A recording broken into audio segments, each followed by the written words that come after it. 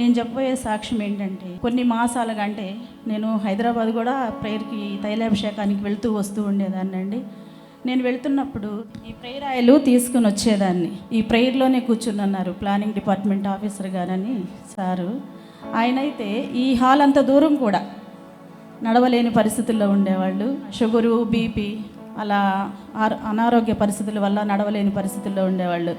ప్రతిరోజు అనేవాళ్ళు, నేను నడవలేను, కనీసం ఒక 10 అడుగులైనా సరే నేను ఏసీ బస్ స్టాండ్ దగ్గరికి కూడా నడవలేని పరిస్థితుల్లో ఉన్నానని చెప్పేసి అని బాధపడుతూ ఉండేవాళ్ళు. అప్పుడు నేను తైలాభిషేక ఆరాధనకి వచ్చినప్పుడు ఈ ప్రేయర్ ఆయిల్ తీసుకుని వెళ్ళి ఆయన కాలికి అప్లై చేసేదాన్ని. చేసినప్పుడు అనేదాన్ని, సార్ మరి ఇట్లా ఆరాధన జరుగుతుంది కదా వెళ్దామంటే, లేదు నేను చాలా బిజీగా ఉన్నాను, నీ ప్రార్థనలు నువ్వు చేసుకో అని చెప్పి అనేవాళ్ళు. సరే, నేనైతే డీలా పడేదాన్ని కాదండి. ప్రభువా, నువ్వు ప్రతి విషయంలో సహాయం చేసే దేవుడు కనుక ఈయన్ని స్వస్థపరిచి ఆయన్ని నువ్వు మార్చాలని చెప్పేసి అని నేను గట్టిగా ప్రార్థన చేశానండి.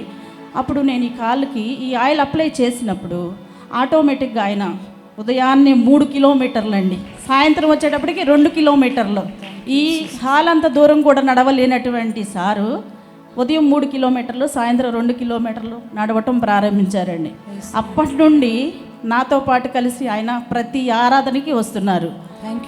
ఒక్కొక్కసారి నేనే నా వల్ల కాదు, నాకు హెల్త్ బాగాలేదు, నేను ఆగిపోతాను, మీరు వెళ్ళండి అంటే, లేదమ్మా మనం ఖచ్చితంగా వెళ్ళాలి, నేను ఆ వాక్యాల ద్వారా బలపరచబడుతున్నాను, ఈ తైలాభిషేక ఆరాధనకు వెళ్ళి నువ్వు తీసుకొచ్చిన ఈ ఆయిల్ నేను అప్లై చేసుకున్న దగ్గర నుంచి నేను చాలా బాగున్నానని చెప్పేసి అని చెప్తూ ఉంటారండి.